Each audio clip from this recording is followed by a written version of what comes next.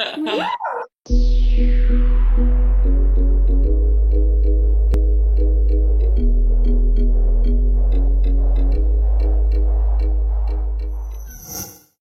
à tous, bienvenue sur la chaîne et dans ce nouveau format d'interview. Aujourd'hui, je vais donc interviewer Clara Capmas, qui est une graphiste et qui va nous parler justement de son utilisation de LinkedIn. Ça pourra vous aider, vous donner des idées si jamais vous êtes graphiste et même si vous faites un autre métier. On se retrouve tout de suite. Bienvenue Clara, merci de me faire cet honneur pour ce premier interview, nouveau format sur la chaîne.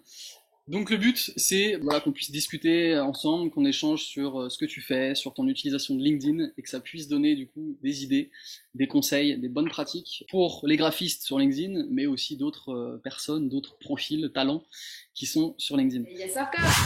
Je te laisse donc te présenter avec ton nom, ton prénom, ton métier et un fun fact sur toi. Ok. Salut Alex déjà, merci beaucoup de me recevoir. Donc je m'appelle Clara Capmas, je suis graphiste et mon fun fact, c'est que j'ai eu des rats, je vais t'en donner 3. J'ai eu des rats, je fais très bien l'accent québécois et Ah j'ai un ouais, lapin qui s'appelle Marcelino. excellent. Et en bonus, on fait une phrase bête que je fais en québécois. Très bien. Voilà. Et ton métier, ce que tu fais, ton activité quoi. Je suis graphiste. Donc Yes. ça englobe plein de choses. C'est un métier très varié, un peu fourre-tout. On entend un peu plein de choses. Donc on va rentrer dans les détails, je pense, Ouais. avec les questions plus tard. Ok, super. Bah oui, on va rentrer en détail parce que justement, c'est un peu le métier tabou. Il y a beaucoup de ragots dessus, et justement, ça va être intéressant que tu puisses casser un peu tout ça et montrer l'importance du graphiste et du graphisme. Du coup, justement, j'ai une première question. Graphiste, tu fais des dessins en fait, c'est ça? On est d'accord? Oh là là, le cliché, le truc qu'on entend partout Ah et ouais. qui est à la fois vrai et qui peut ne pas l'être. Ouais. Un graphiste n'est pas un dessinateur en proprement parler, un illustrateur. En revanche, il peut se servir du dessin comme outil. En général, c'est vrai que les graphistes savent dessiner, mais ça ne fait pas d'eux des dessinateurs. C'est vraiment deux métiers différents. Le graphiste a plein de cordes à son arc. En fait, il a une petite valise avec plein d'outils pour lui, pour réussir ses réalisations. Donc, les outils, c'est voilà, le dessin, ça peut être l'illustration, ça peut être la photo, ça peut être le montage vidéo, c'est voilà, tous les outils d'Adobe, donc InDesign, Photoshop, Illustrator, et il y en a plein d'autres. Et chaque graphiste a ses spécialités en fait. On n'est pas tous experts dans un domaine, bien que Ouais. ça existe aussi. C'est pour ça que c'est un peu tendancieux, c'est-à-dire qu'il y a il y a autant de profils de graphistes qu'il y a de graphistes. Moi, par exemple, je me sers beaucoup d'InDesign, de Photoshop aussi. Je maîtrise le dessin, mais ça n'est pas ma spécialité. C'est-à-dire que je peux faire du dessin, mais tous les clients ne me demandent pas du dessin. Ok. Je Ouais, fais beaucoup.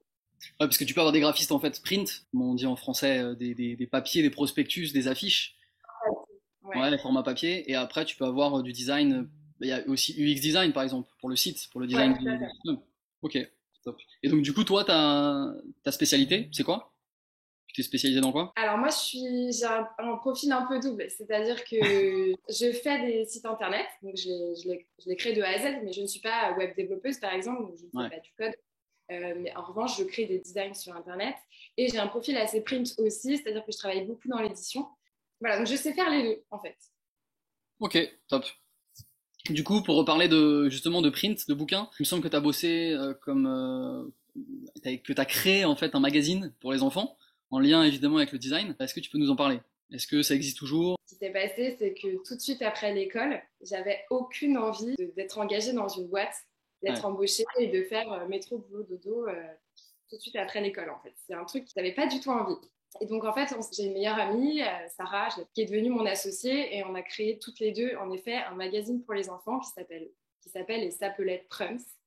En fait, Sarah avait un profil journaliste, était journaliste, et moi graphiste. Et en fait, du combo des deux est née l'idée de créer un support papier, plutôt de magazine, et on a défini notre cible comme étant les enfants. Donc on a développé ce concept à Bordeaux, et voilà, c'est un magazine dans lequel il y avait plein de rubriques différentes. L'idée, c'était vraiment de proposer un support qu'on retrouve à la maison pour se retrouver dessus. Il y avait des rubriques plutôt pour les grands, plutôt pour les petits. Ça allait de 6 à 11 ans. L'ambition, c'était d'éloigner un peu les enfants des écrans. Ouais. Donc, c'est vrai qu'à ce moment-là, c'était vraiment un sujet qui touchait les parents. Ils se sentaient hyper concernés.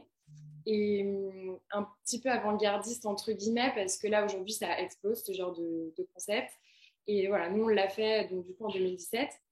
On a sorti 7 numéros et pour des raisons financières, on s'est arrêté en 2018 et c'était pas plus mal parce qu'un an après arrivait le Covid et je pense que dans tous les cas, Prums aurait mis la clé sous la porte. Ah, ok. Voilà. Bon, bah, c'est Donc, une belle histoire. Et du coup, aujourd'hui, il ouais. existe toujours, le magazine? Non, non, on a fermé. Vous avez Ouais, terminé, ça n'a pas été repris ou par quelqu'un d'autre ou quoi? Ok. Tu veux toujours être la Prums maintenant dans tout ce que tu fais ou... non, je vais pas être la Je l'ai Prums. préparé En celle-là, hein. revanche, Je l'ai préparé, hein. ouais. Être la Prums, ça m'intéresse pas. En revanche, j'ai envie d'être la bonne personne. L'outil clé, j'ai envie d'être la clé. J'ai pas envie d'être la Prums, j'ai envie d'être la clé pour débloquer des, voilà, des sujets de communication ou des, voilà, peut-être des entreprises qui sont en mal de com ou qui ont une com trop vieille, peut-être la remettre à... Bon, voilà.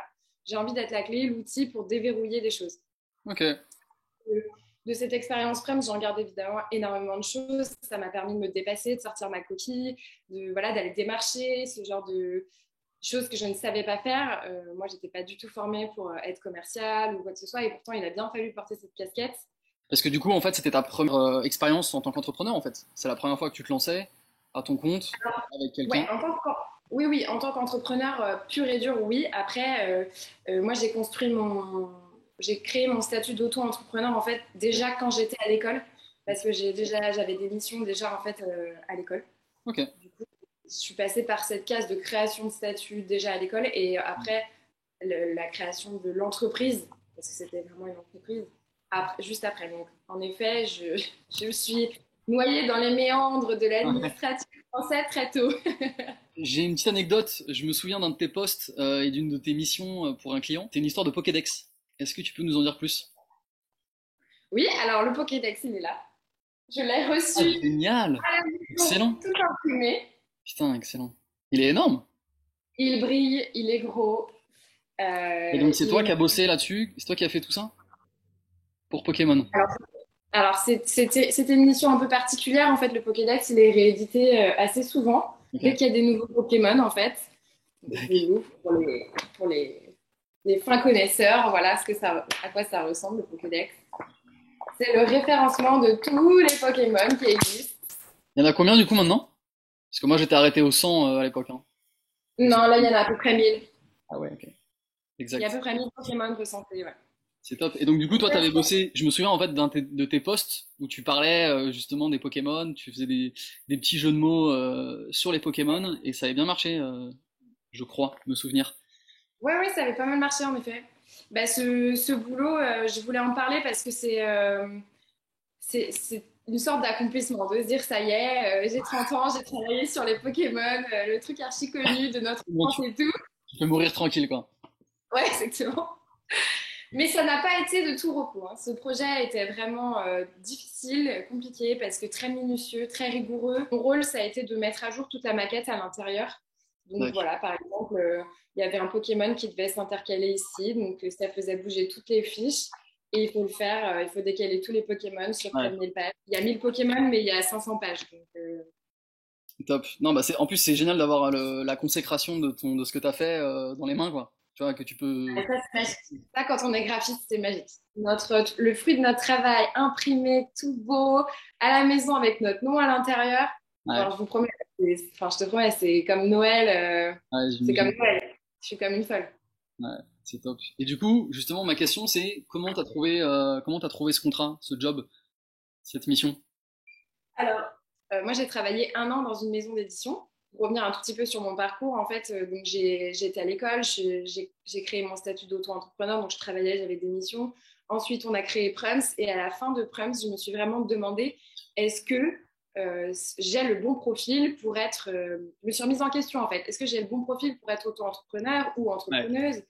Est-ce que finalement, je serais peut-être pas hyper heureuse dans une entreprise? Parce que j'avais, à part quelques stages de 2 mois, bon, j'avais jamais vraiment essayé. À ce moment-là, il y a eu vraiment un changement parce que j'habitais à Bordeaux, je suis revenue à Paris et j'ai cherché justement un travail fait dans les petits papiers du groupe Hachette et j'ai rencontré des éditeurs qui me font travailler aujourd'hui.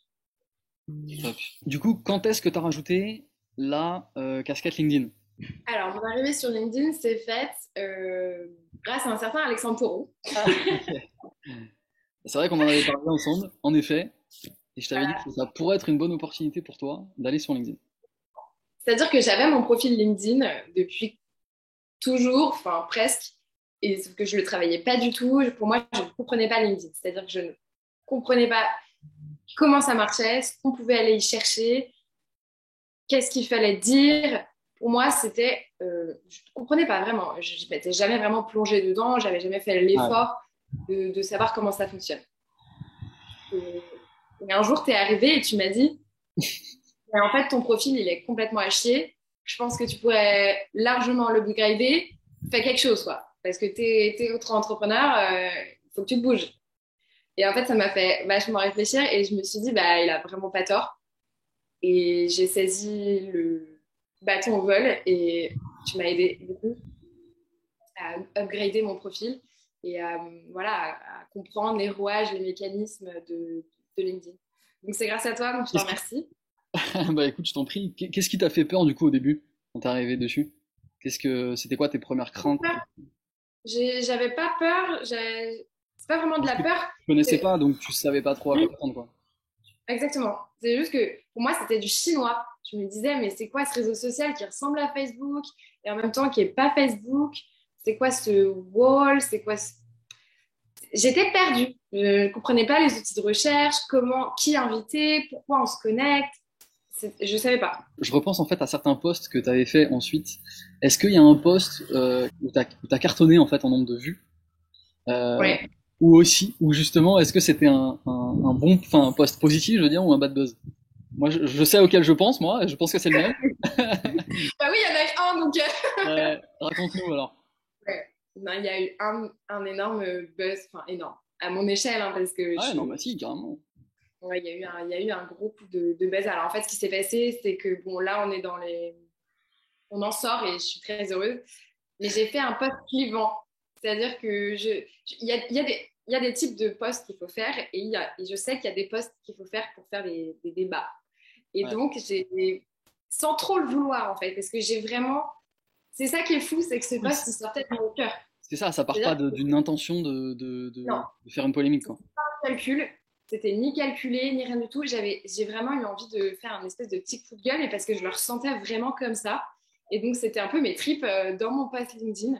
Mais je le Et- savais qu'il allait aller complètement à contre-courant. C'était un post qui parlait de Squid Game, en fait. Donc là, on en sort, mais on était complètement dans la vague Squid Game. ouais. Euh, et en fait, j'ai exprimé le fait que j'étais pas d'accord avec justement toute cette vague complètement délirante qu'on a vu naître autour de cette série. Je trouvais qu'on en parlait trop, je trouvais qu'on détournait le sujet pour tout et n'importe quoi.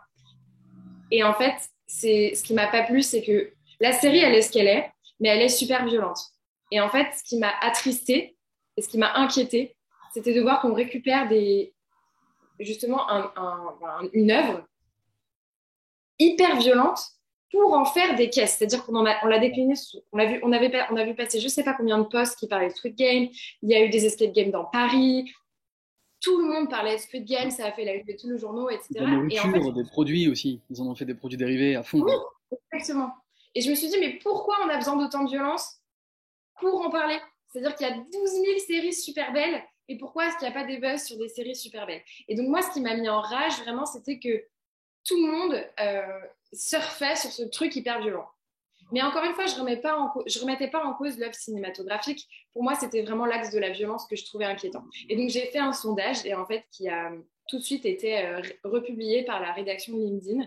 Et je me suis retrouvée voilà, dans les posts qu'il fallait lire. Ouais. Et du coup, ça a complètement buzzé. J'ai fait plus de 1500 réponses au sondage et j'ai fait 70 000 vues. Et tous les jours, j'avais des notifs et je me disais, mais c'est pas possible, ça s'arrête quand? Le résultat m'a intéressée parce que j'ai obtenu 50-50. Il Ouais. y a pas eu, c'était complètement clivant. En fait, il y avait des gens totalement d'accord avec moi et des gens pas du tout d'accord. Donc, ce qui était super, c'est que ça débattait énormément dans les commentaires, plutôt de façon bienveillante. Donc, j'ai eu de la chance. Mais voilà, c'était quand même super intéressant d'avoir ce résultat 50-50. Il n'y a pas eu 75, Ouais. enfin 25, c'était vraiment 50-50. Bon, finalement, il y a vraiment les deux côtés. On aime beaucoup parce que, en effet, bah, il y a justement je pense que c'est vraiment parce que c'est aussi violent que ça. que ça choque, ça change des séries d'habitude. Et puis c'est aussi des traits de société sur le mal-être des gens, sur la pression sociale, sur la misère. C'est des choses qui peuvent toucher un peu tout le monde. Et là justement, vu que c'est condensé que sur ça, et que c'est un jeu télévisé aussi, donc avec la télé-réalité, ça reprend en fait vachement le sujet du quotidien, quoi. Oui, non, mais complètement. Mais encore une fois, je ne remettais pas en cause l'œuvre Non, ouais. cinématographique qui, par ailleurs, je trouvais excellente. Ils ont été très forts d'un point de vue marketing, etc. Ils ont repris plein de symboles. Ils ont repris voilà, les symboles de la Play, les symboles de la Ouais. Casa des Papel, les cartonnés à l'époque. On retrouve plein de choses, ce qui fait que inconsciemment, on reconnaissait des codes qui nous mettaient en confiance. Et à côté de ça, ils nous ont proposé un contenu qui était mais, hyper choquant. Enfin, ils ont été très forts. C'était pas tout ça le débat. C'était plus la vague que ça a créé derrière et le fait que tout le monde en reparlait, et c'est arrivé dans les cours d'école, c'est ça aussi qui était Ouais, grave, c'est que c'est clairement. les enfants qui se sont appropriés le truc, Ouais. et c'était tellement violent. Et en fait, moi, c'est pas un monde dans lequel j'ai envie d'évoluer, j'ai pas envie de me dire, voilà, on fait des trucs archi violents, et c'est ça qui marche. C'est ça que je trouvais inquiétant. Mm, clairement. C'est ça que je voulais dire. Et c'est surtout qu'en plus, ce qui est intéressant en fait justement pour toi, c'est qu'il y a en effet un élément super graphiste, design, esthétique dans la série. On mettra le lien de ce post-là pour ceux que ça intéresse. Vous pourrez aller ajouter encore des commentaires.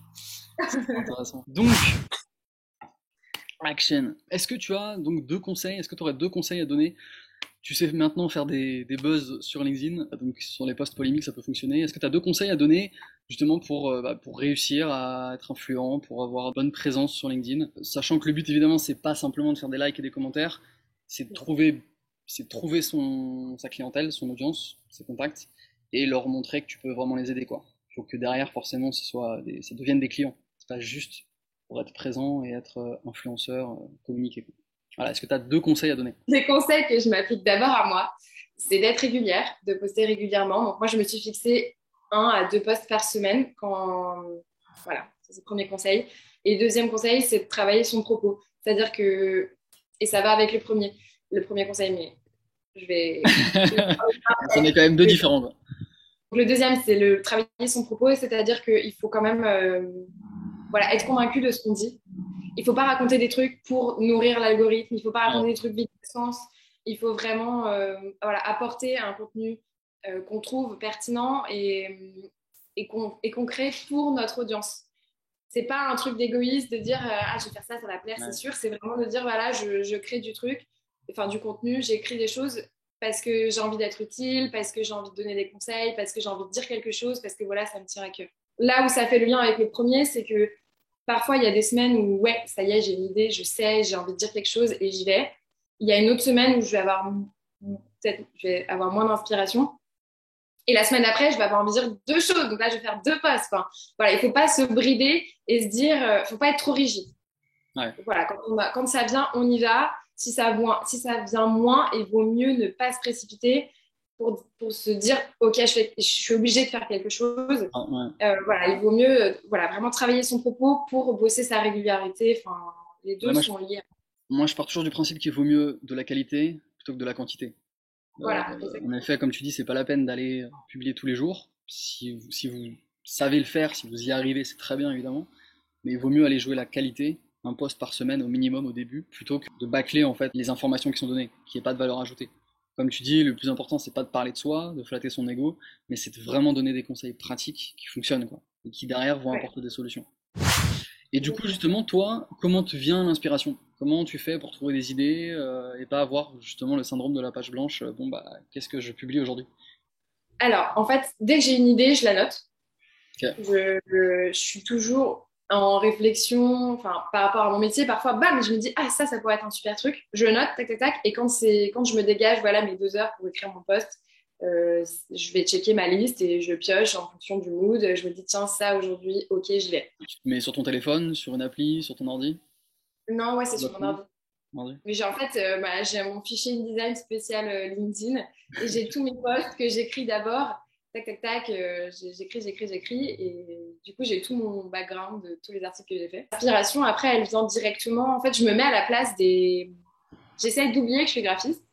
Et je me dis, voilà, si j'avais besoin d'un graphiste, Ouais. qu'est-ce que c'est le graphiste? J'essaie de mettre à la place d'un novice, d'un non-initié, à la place d'un client. De me poser les bonnes questions pour pouvoir y répondre en fait plus facilement pour mon audience, quoi. C'est en effet la meilleure façon de faire.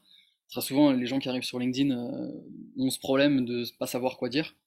Si tu connais exactement ta cible, si tu te mets à sa place et que tu te références et que tu penses à ses besoins, ses objectifs, ses peurs, tu trouveras toujours des résultats. Justement, je vous partage une vidéo, ce sera là-haut, sur le buyer persona, parce que c'est la première chose à faire avant de vouloir prospecter. Avant de vouloir communiquer sur LinkedIn ou sur les réseaux, il faut d'abord que vous puissiez connaître par cœur votre buyer persona, votre client, votre cible. Et du coup, en la connaissant, en sachant voilà, son budget, ses objectifs, ses besoins, ses peurs, vous trouverez de toute façon des idées.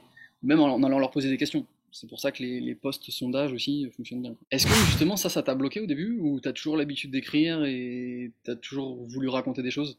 Ou est-ce que c'était quelque chose qui te bloquait? T'avais peut-être les idées? J'adore écrire. Ok. J'adore écrire, c'est Ouais. pas du tout un truc qui me bloque. Ça vient comme ça, tac, tac, tac, j'écris. Et après, voilà, je raccourcis, je coupe, je remets dans l'ordre. Mais c'est un truc qui m'a toujours plu.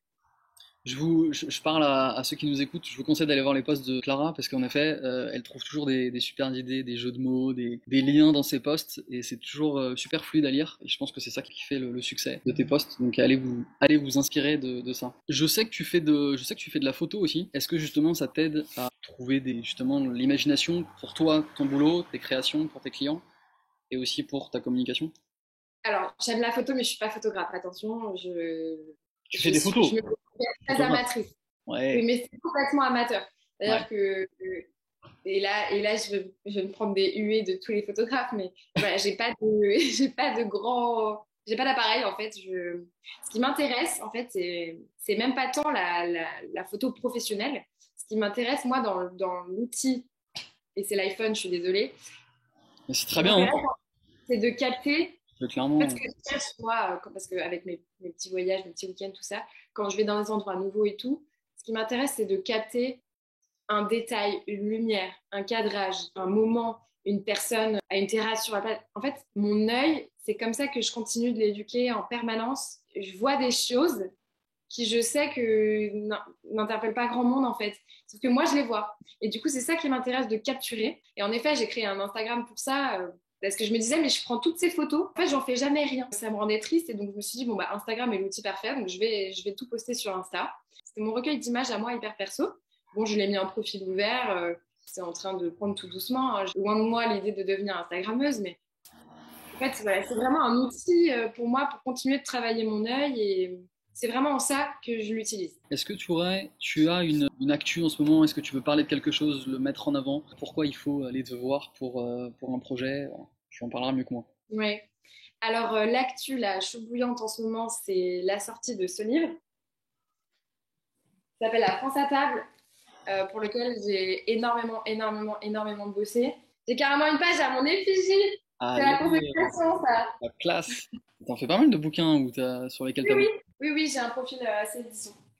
Donc voilà, ce bouquin, il est sorti, il est dispo partout et c'est vrai que ça a été un gros boulot. Donc si ça vous intéresse justement de parler, enfin, tout ce qui est autour des villages de France, etc., Ok, ça rejoint un peu mon travail de photo. Enfin, ouais. voilà, il est sorti, ça c'était voilà un gros morceau, donc ça j'en suis très fière. J'ai d'ailleurs fait un post LinkedIn dessus. Je suis complètement dispo pour plein de nouveaux projets. Si vous avez envie de voilà d'améliorer votre communication, ou de parler de communication, ou de recevoir des conseils, voilà, de faire un état des lieux de votre projet, de votre charte graphique, de votre logo, de voilà un bouquin, bah, n'hésitez pas. Je suis quelqu'un de très ouvert. Je m'adapte à plein de demandes. J'ai plein de clients différents. Et voilà, je serais ravie de partager ça avec vous. Top. En gros. Allez, en tout cas, discutez déjà avec Clara sur LinkedIn, d'aller voir son portfolio. Je mettrai le portfolio de tout ce que tu as pu faire aussi dans les créations. Dernière question piège, est-ce que tu es heureuse dans ce que tu fais? Est-ce que tu es Oui, épanouie? c'est un grand oui. Ouais, pour moi, faire des freelances, ça me colle à la peau. Ouais, J'adore ce que je fais. Je touche à plein de milieux différents. Voilà, j'ai fait des sites internet pour un coiffeur, pour des avocats, je travaille pour l'édition, je travaille pour des associations. C'est voilà, c'est hyper épanouissant, on touche à plein de choses et rien au monde ne trouve le métier. non, bah c'est top, nickel. Où est-ce qu'on peut te retrouver pour rentrer en contact avec toi, pour voir tes travaux, tes missions, tes œuvres? Est-ce que Les œuvres. Alors, évidemment, je suis sur LinkedIn, Clara Capmas. Vous pouvez me retrouver sur mon site internet, donc claracapmas.com, tout attaché. Et mon Instagram spécial photo, c'est claracap-pix. Voilà. Parfait. Et ben, je vous mettrai aussi du coup en bas dans la description de la vidéo tous ces liens pour retrouver Clara. Est-ce que tu as un mot de la fin pour conclure, pour finir, pour voilà, ce que tu penses? Un mot, trois mots. Vive le graphisme! Ouais, super. Merci beaucoup Clara. À bientôt. Ok. Merci Alexandre. Ciao. Merci à toi. Salut.